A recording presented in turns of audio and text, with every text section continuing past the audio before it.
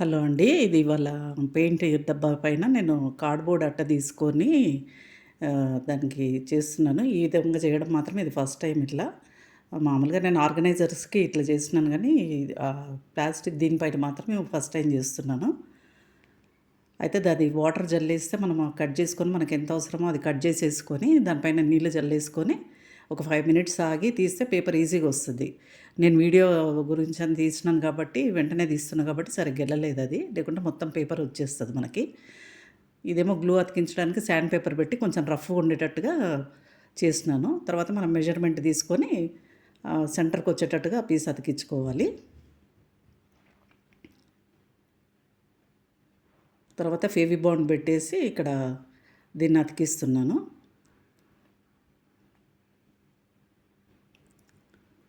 అతికించేసిన తర్వాత సైడ్‌లో మనం పేపర్ టేప్ ఏసుకొని పెట్టేస్తే గట్టిగా అతుక్కొని ఉంటది.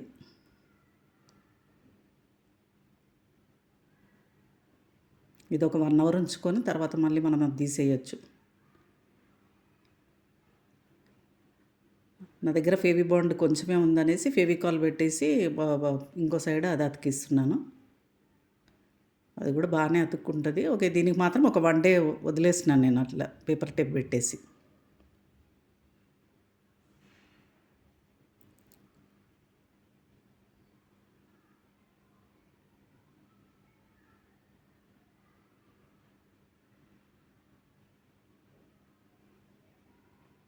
ఏంటంటే మనం తొట్టి అది కొనుక్కొని చేసుకోవచ్చు. బయట పాట్స్ కొనుక్కోవచ్చు గానీ, నాకిది ఇంట్రెస్ట్ అనిపిస్తది. క్రాఫ్ట్ ఏమైనా డబ్బాలు అట్లా చూసేస్తే చేసేయాలని అనిపిస్తది. అందుకని ఇంట్రెస్ట్‌తో చేస్తున్నాను అంతే ఇది. ఈ తాడేమో మనం హార్డ్‌వేర్ షాప్‌లో తీసుకోవాలి. అక్కడ దొరుకుతది. ఇది కన్‌స్ట్రక్షన్స్ దగ్గర కట్టడానికి గట్టిగా తాళ్ళు కట్టడానికి దానికి యూజ్ చేసే తాడిది.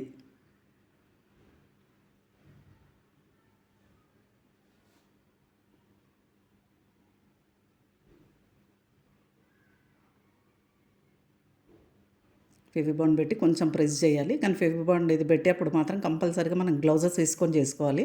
నేను గ్లౌజ్ ఏసుకోకుండా చేస్తున్నాను. చేతులు మొత్తము నాకు కడుక్కోవడం చాలా కష్టమైంది.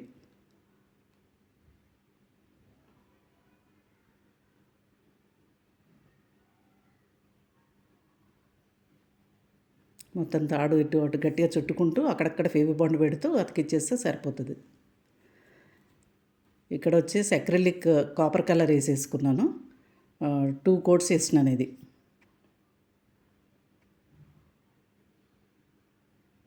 ఇది మొత్తం డ్రై అయిపోయిన తర్వాత మళ్ళీ మనం ఒకసారి వైట్ గ్లూలో కొంచెం వాటర్ యాడ్ చేసుకొని మళ్ళీ ఒక 2 కోట్స్ అది పైనుంచి ఆ కలర్ పైనుంచి ఏసేసుకోవాలి.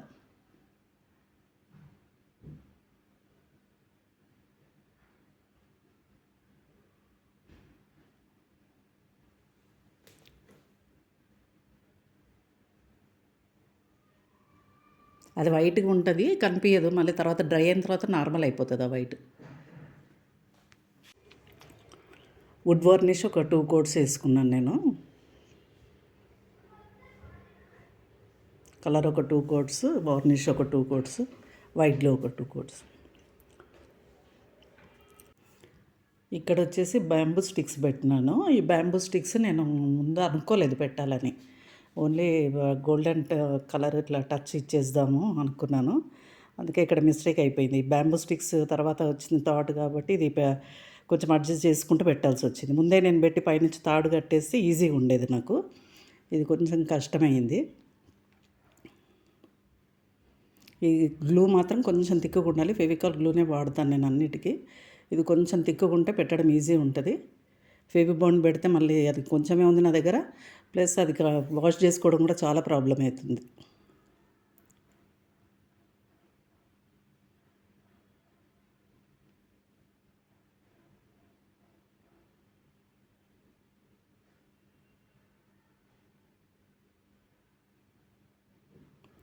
తాడు మళ్ళీ కట్టాల్సొచ్చింది ఇక్కడ. అది సరిగ్గా ఈవెన్‌గా రాలేదు పైన.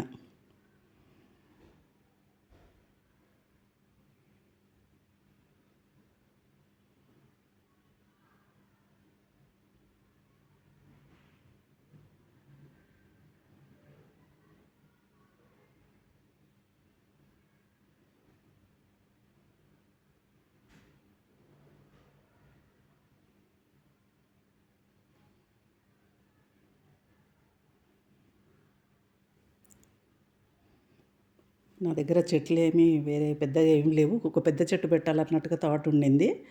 ఇది పెట్టినాను.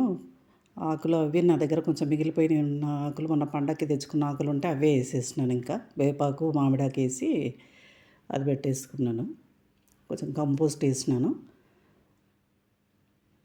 అయితే ఈ చెట్టు మాత్రం పేరేంటో నాకైతే తెలీదు గానీ, మా చెల్లెలు వాళ్ళ ఇంట్లో ఉంటే తీసుకొచ్చినానది. అదొక 4 ఫీట్ వరకు ఉంది. బయట గ్రౌండ్‌లో పెట్టినారు వాళ్ళు.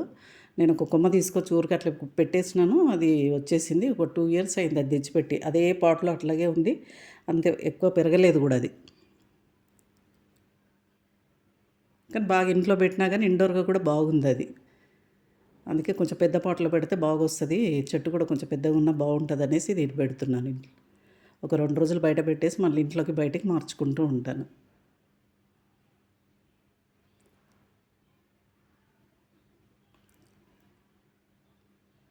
ఓకే అండి. Thank you.